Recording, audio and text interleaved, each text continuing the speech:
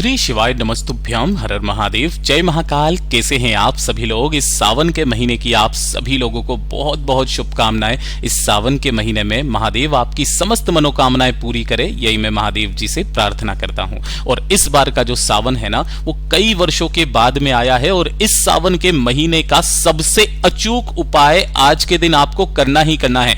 वैसे तो मैं आपको कोई दूसरा उपाय बता देने वाला था, लेकिन आज की ही कथा में पूज्य गुरु जी ने कहा कि जलाधारी के नीचे की एक बेलपत्र का ये वाला उपाय आप सभी लोगों को करना है, जिनकी इच्छा पूरी नहीं हो रही, कामना पूरी नहीं हो रही, उपाय व्रतों का फल उनको नहीं मिल रहा है, उनके जीवन के दुख कष्ट खत्म होने का नाम नहीं ले रहे हैं, तो ये उपाय आप सभी लोगों के लिए है। गुरुदेव की कथा से सुन करके और समझ करके पूरे उपाय को बहुत आसान भाषा में आप सभी को बताऊंगा, परंतु उससे पहले आप सबसे बस एक छोटी सी प्रार्थना कि जो लोग पहली बार आए हैं चैनल को सब्सक्राइब जरूर कीजिएगा और वीडियो को लाइक करके महादेव का कोई सा भी प्यारा नाम कमेंट बॉक्स में लिखना मत भूलिएगा।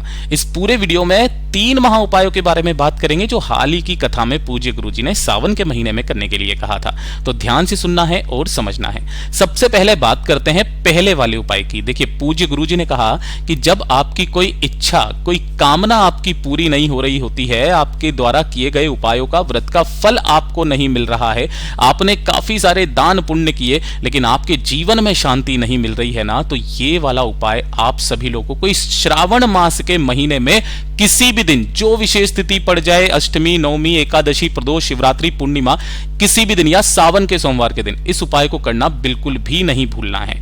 किसी भी दिन कर सकते हो, कोई जरूरी नहीं है कि किसी भी विशेष तिथि पर आप करेंगे या कभी भी बोला है गुरुदेव ने, ठीक है। आपको करना क्या है, इसके लिए लेना होगा इस तरीके से 1 लोटा शुद्ध जल अपने घर का तांबे के कलश में, ठीक है ना। और इसी के साथ में आपको चाहिए होगी इस तरीके की 5 बेलपत्र जो कहीं से भी खंडित कटी फटी ना हो। नहीं मिलती है, भोले बाबा की शिवलिंग के पास में जब आप जाएंगे वहां पर शिवलिंग पर जो बेलपत्र चढ़ा है आप उन्हें भी ले सकते हैं। और साथ ही साथ आपको चाहिए होगा थोड़ा सा लाल चंदन। इस चीज का विशेष करके ध्यान रखना, लाल चंदन अगर ओरिजिनल मिल जाए, इस तरीके से मुठिया रखा कीजिए, इसे घिस करके जो चंदन निकले वो लाल चंदन लेना है। और 1 दीपक आपको तैयार करना है, मात्र 1 दीपक आपको लेना है, चाहे आटे का बना लो चाहे मिट्टी का ले लो। इसके अंदर आपको गोल बाती लगानी है और इसके अंदर आपको भरना होगा घी। ये घी का दीपक बनेगा, विशेष रूप से ध्यान दीजिएगा। और इन सभी को लेकर के आपको भोलेनाथ के मंदिर में पहुंचना है, शिवलिंग के पास में। ये जलाधारी के नीचे वाली बेलपत्र का सबसे अचूक उपाय है, जो कि आपके पितरों का स्थान होता है, आपकी बड़ी से बड़ी कामनाएं पूरी होती है। यहां पर आप जैसे ही पहुंचोगे, शिवलिंग के पीछे की तरफ आसन लगा करके आपको बैठ जाना है, ठीक है ना। हमेशा पीछे की तरफ बैठा करो, जिससे आपका मुख उत्तर दिशा की तरफ में हो जाएगा। सबसे पहले उपाय करने का एक खास नियम और तरीका, 1 लोटा शुद्ध जल जो आप लेकर के आए हो, उस 1 लोटे शुद्ध जल को भोलेनाथ की शिवलिंग पर आपको दोनों हाथों में लेकर के श्री शिवाय नमस्तुभ्यम मंत्र का स्मरण करते हुए पहले 1 लोटा शुद्ध जल समर्पित करना है। समर्पित कर देने के पश्चात जो आपने 5 बेलपत्र लिए हैं उनका विशेष रूप से ध्यान देना। जो 5 बेलपत्र हैं, उन 5 बेलपत्र की बीच वाली जो पत्ती है ना, इस बीच वाली पत्ती पर आपको एक अंग का संबोधन बनाना है ना। और अंग का संबोधन का मतलब है एक बिंदी बनानी है, ये गुरुदेव ने कहा। और 5 बेलपत्रों पर इस तरीके से लगा करके जो पहली बेलपत्र है, क्रम ध्यान दीजिएगा, जो पहली बेलपत्र है वो आपको भोलेनाथ की शिवलिंग पर जो समर्पित करनी है, वो करनी है माता रानी के हस्तकमल पर। और समर्पित करने का जो तरीका गुरुदेव ने बताया, उसमें जो 3 पत्तियां होती है, बीच वाली पत्ती तो ऐसे ऊपर रहेगी, जो साइड की दोनों पत्तियां है ना, वो इस शिवलिंग से एक इस साइड में रहेगी, एक इस साइड में रहेगी, दोनों हिस्सों में इस तरीके से होनी चाहिए। बीच में आपको रखनी है माता रानी के हस्तकमल पर। दूसरी जो बेलपत्र है वो आपको महादेव की शिवलिंग पर समर्पित करनी है। और जब यहां पर समर्पित करोगे तो डंडी जलाधारी की तरफ रहेगी, बीच वाली पत्ती का भाग आपकी तरफ में रहेगा। तीसरी जो बेलपत्र है वो जो महादेव की शिवलिंग के ठीक ऊपर, जहां से बूंद बूंद जल नीचे गिरता है, ये महादेव जी की 5 पुत्रियां जया, विषहरा, श्यामली वारी, दोतली, इंदेव, ये है। यहां पर आपको तीसरे नंबर की बेलपत्र समर्पित करनी है। चौथी बेलपत्र आपको नंदी बाबा के उठे पैर पर समर्पित करनी है। और जो सबसे अंतिम बेलपत्र है, जहां से जल नीचे गिरता है ना, इस जमीन पर, यहां पर जलाधारी के नीचे, इस स्थान पर जब आप 5वीं बेलपत्र समर्पित करोगे तो ऐसे करना कि जो बीच वाली पत्ती है वो शिवलिंग की तरफ और डंडी इस वाली विपरीत दिशा में रहे।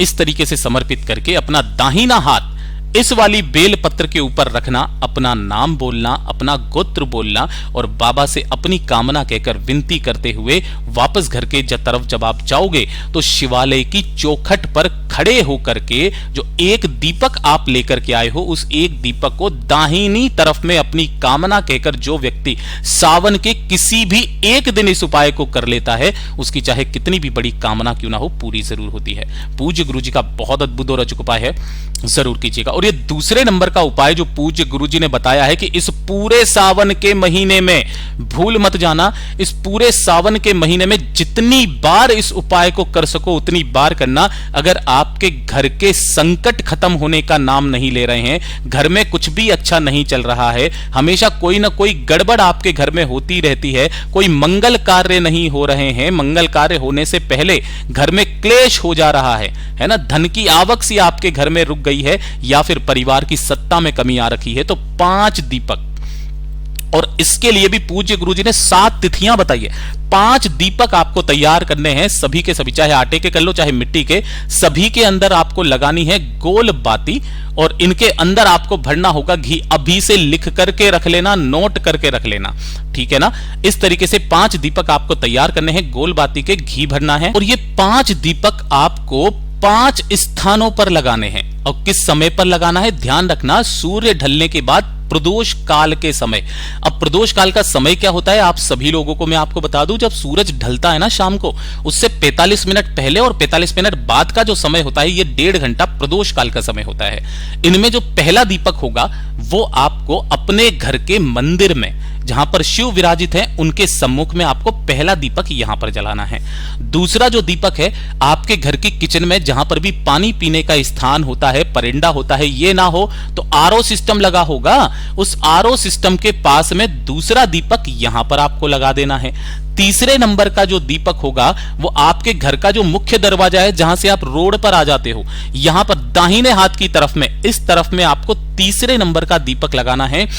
चौथे नंबर का दीपक आपके घर के आसपास जो भी शिवालय पड़े, चाहे छोटे से छोटा ही क्यों ना हो, जहां पर शिवलिंग विराजित हो, वहां पर जाना और शिवालय की चौखट पर चौथे नंबर का दीपक। और सबसे महत्वपूर्ण जो है, आपके घर के आसपास जो नदी, तालाब, कुआं, बावड़ी, सरोवर पड़े, ये नहीं है, शहर से दूर रहते हो तो आपके घर के आसपास जो बेलपत्र का पेड़ मिले, उस बेलपत्र पेड़ के नीचे इस 5वें नंबर के दीपक को जो भी व्यक्ति अष्टमी, एकादशी, प्रदोष, शिवरात्रि, पूर्णिमा, अमावस्या, चतुर्थी, इस तिथि को लगा देता है ना, उसके घर की महाराज कभी कोई संकट नहीं आ सकते, उस परिवार की रक्षा फिर खुद महादेव करते हैं।